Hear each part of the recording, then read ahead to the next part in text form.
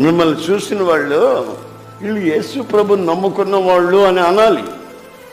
మీరు కూర్చోవడం అయినా, మీరు నిలబడటం అయినా, మీరు మాట్లాడే చోటైనా ప్రతిదీ దైవ భక్తికి సంబంధించిన వ్యక్తులలాగా, లోకస్తుల్లాగా, సినిమాలు చూడ తిరిగే వాళ్ళలాగా, విచ్చలవిడిగా బ్రతికే వాళ్ళలాగా మీరు ఉండకూడదు. కారణం యేసయ్యని అనుసరించిన వాళ్ళం, యేసయ్యని ధ్యానించే వాళ్ళం, యేసయ్య శ్రమలలో పాలు భాగస్తులం. యేసయ్య మరణించి పునరుద్ధానుడయ్యాడు కనుక ఆ పునరుద్ధాన శక్తితో బ్రతికేవాళ్ళం.